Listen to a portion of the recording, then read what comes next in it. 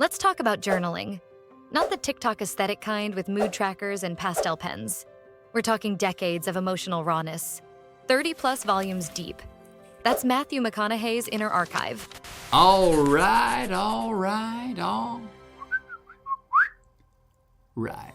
Greenlights journal. Throughout this journal, I've written prompts, all right? Things to nudge, guide, challenge, and basically ride shotgun with you as you tell your tale on these pages. In this journal, you will get to know yourself better. And who better to get to know? In the meantime, in all times, just keep living and let's catch some more green lights. And here's where the whole narrative flips again. Because journaling isn't just nice or helpful. It's a sacred practice, especially for men raised in a culture that conditions them not to reflect, not to feel, not to pause. McConaughey filling journal after journal is him literally breaking a generational cycle. Let's be real.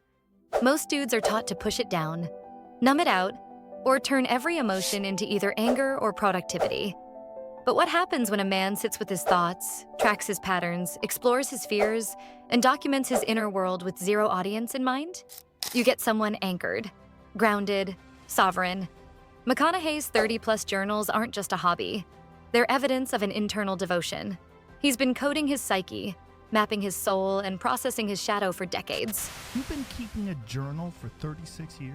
What made you start doing that? I think probably in the beginning, the usual reason someone writes in a journal, you know, well, my heart's broken, Gretchen Donnelly broke up with me. So, in my early 20s, I remember I was kind of rolling. I was in college, I had a job, I had money in my pocket, I had a nice girlfriend. And I remember going, oh, you hadn't been writing in your journal near as much. Notice you don't do that so much, McConaughey, when things are going well. And I said, I think you better start writing down things when things are going well. My idea was that, hey, you're going to get in a rut again. You'll lose your frequency again in life. You might want this to go back and look at to help you recalibrate.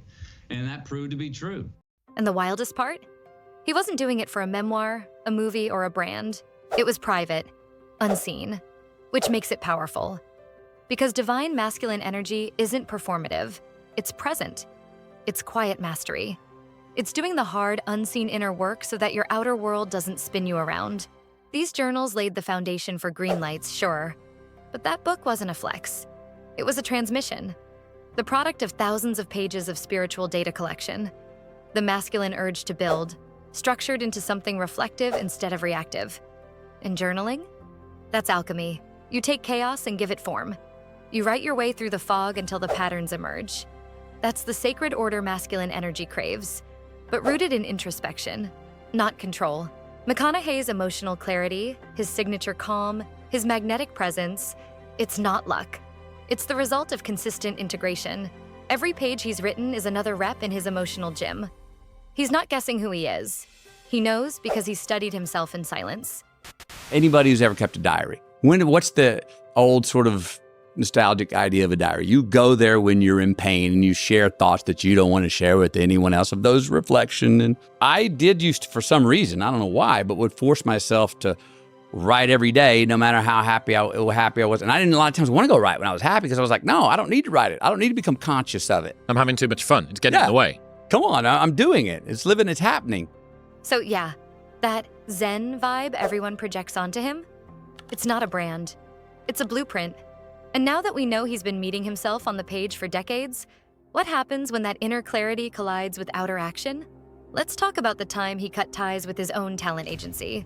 Without warning,